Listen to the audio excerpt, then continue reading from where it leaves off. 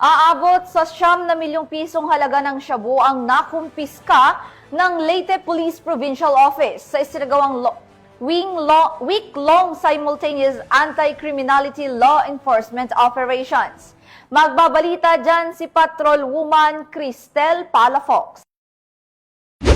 Nakumpiska ang mahigit sa 9.57 milyong halaga ng hininalang shabu at naresto ang 26 na individual sa pinaigting na simultaneous anti-criminality and law enforcement operations o SACLEO mula ika-19 hanggang 26 ng Nobyembre taong kasalukuyan. Sa pangangasiwa ni Police Brigadier General Jason L. Capoy, Regional Director ng Police Regional Office 8 at sa pamumuno ni Police Colonel Junicio D.C. Apas Jr., Provincial Director ng Leyte Police Provincial Office, nakapagsagawa ang Leyte PPO ng 25 anti-illegal drug operations sa buong lalawigan na binubuo ng 24 bypass operations at isang warrant of arrest enforcement. Nagresulta sa pagkakakumpiska ng 1,407.48 na gramo ng shabu at 0.47 na gramo ng marijuana na may katumbas na halaga mula sa Dangerous Drugs Board o DDB na 9.57 milyon.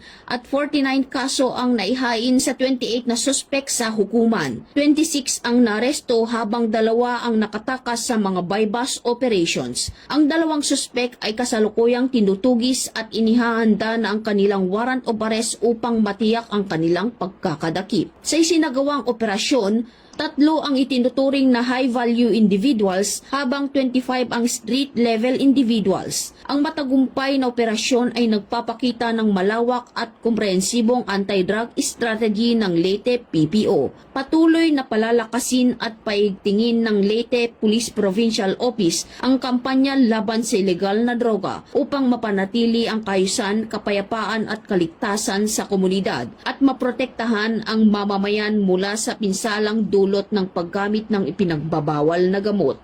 Mula dito sa Eastern Visayas, ako ang inyong PNN correspondent, Patrolwoman Palafox, alagad ng batas, tagataguyod ng Balitang Pulis.